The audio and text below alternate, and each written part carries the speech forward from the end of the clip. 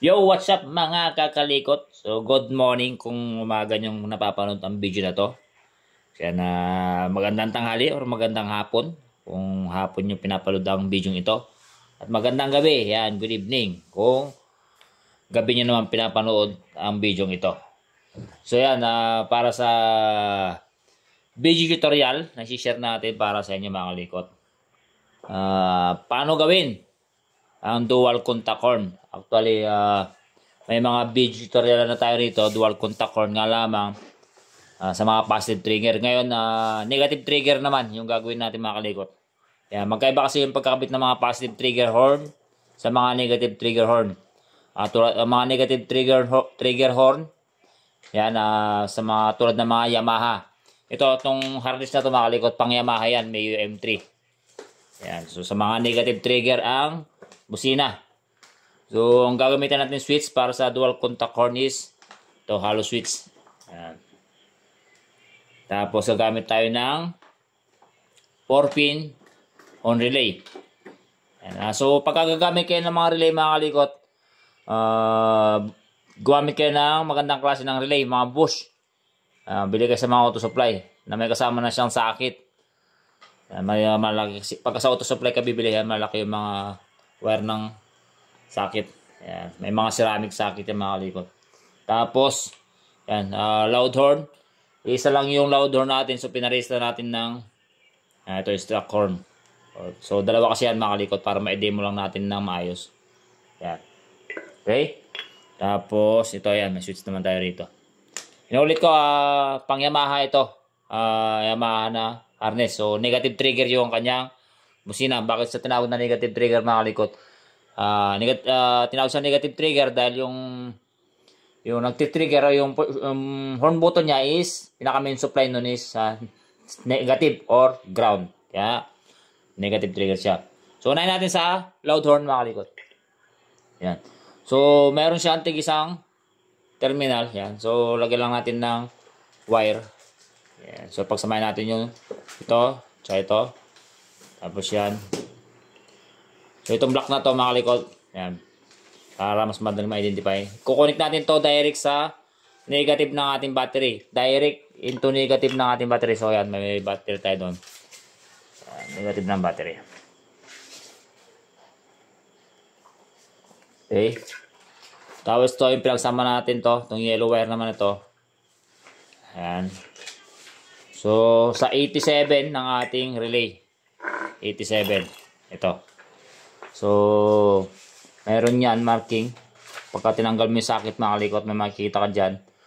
Ayun, tulad dito, 30. Yan. Pwede kang gumamit ng 5-pin. Nga lamang yung gitna, huwag mo nang gagamitin. So, kaya 4-pin. 30, yan. 86, tsaka 85, tsaka 87. So, pag nilagay natin yung kanyang sakit, so ito yung magsisilbing 30, 86, 85, tsaka 87. So, yung 87 na ating relay, dito sa, yan, sa may loud horn, yung pinagsama natin na tigisang terminal. Yan. Tapos yung 30, nakalikot, yung 30 ng ating relay, dadirect natin sa positive ng ating battery. Direct into positive ng ating battery. Ito. So, may positive tayo dyan. Yan. Direct into positive ng ating battery. Yan. Okay. Yung 30 ang ating relay. Okay. Next natin, dito sa ating hollow switch. Yan. So, itong sa relay natin, mayroon niyang 85, 86. Yan. Kahit baliktaran mga kalikot. Yung 86, pwede natin sa accessories wire o yung 85. So, yung 85, lagay natin sa accessories wire. Which is sa mga Yamaha, ang accessories wire niyan is light brown. Yan. Kahit sang light brown wire dyan, okay mga kalikot. Nagsisilbing accessories wire yon. So, tulad nito. Yan. Ito, light brown. So, any light brown. Ito. So, dyan natin lalagay yung ating 85.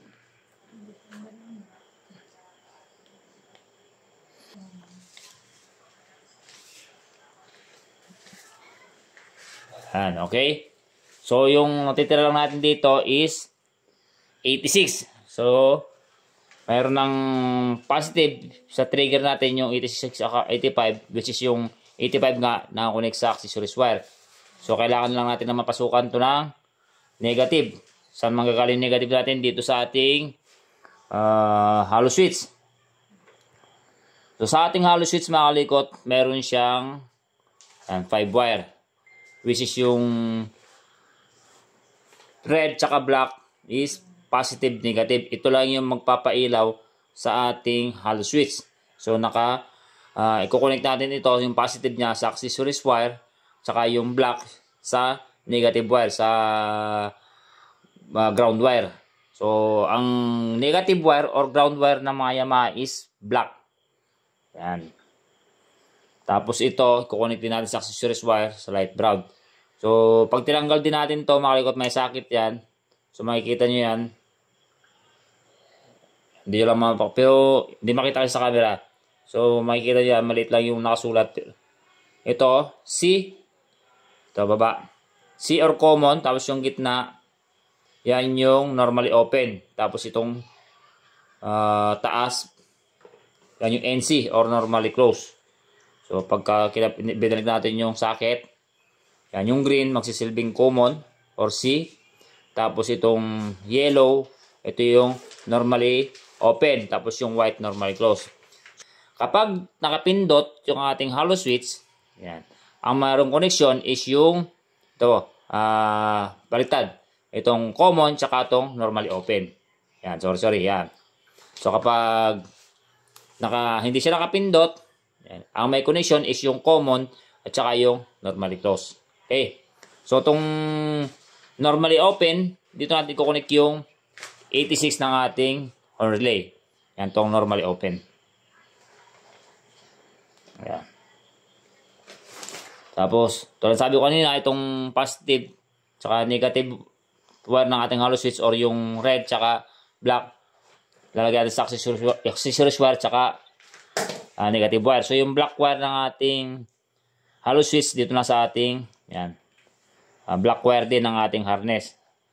So, ang black wire ng ating harness ng Yamaha is ground wire. So, itong red or positive na ating hollow switch, accessories wire. So, isama natin dito sa 85 ng ating relay. So, sa accessories wire kasi nakakunik yan. Yan.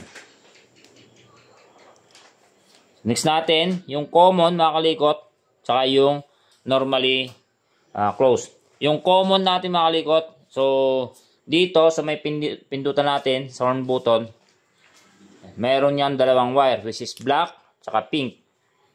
Yan. Ang paghihiwalay natin yung pink. Yan. Pink wire. So paghiwalay natin na ganyan, yung itong papunta sa may pindutan sa horn button, dito natin i-connect yung ating common ng ating hollow switch. Yan, pa ganyan. Okay? Tapos yung normally closed ng ating hollow switch, dito natin i-connect sa pink wire, which is yung papunta sa harness. Yan. Pa ganyan. So, ulitin ko lang. Yan, ulitin lang natin mga kalikot para mas malinawan kayo. Yan. Sa ating pindutan ng ating horn button, sa busina, pindutan ng busina, meron niyang dalawang wire, which is black tsaka pink. Paghihiwalay natin yung pink wire. Yan, dahil ito yung trigger mga kalikot. So, yung pink wire na papunta sa pindutan, dito natin kukunik yung common or C ng ating hollow switch. Tapos yung ating normally close, and sa pink wire papunta sa ating harness. Ito, papunta ito sa busina natin mga kalikot, sa stock na busina. So, ganoon lang mga kalikot. Okay na yan. Set up natin. So, try na natin. So, hindi pa nakapindot. Yan. Umilaw na natin hollow switch ha. Kasi kinunik natin yung positive negative niya sa accessories wire at saka sa negative wire. So, nakadirect yung ating yan, sa may battery. So, pag susi ng ating susian. So, ilaw yung ating hollow switch. So, hindi pa siya nakapindot, mga kalikot. Hindi pa siya nakapindot. Ngayon, pag nagbusina tayo, ang tutunog, stock horn. Yan. Yan. So, kapag pinindot natin to, lulubog yung ating hollow switch.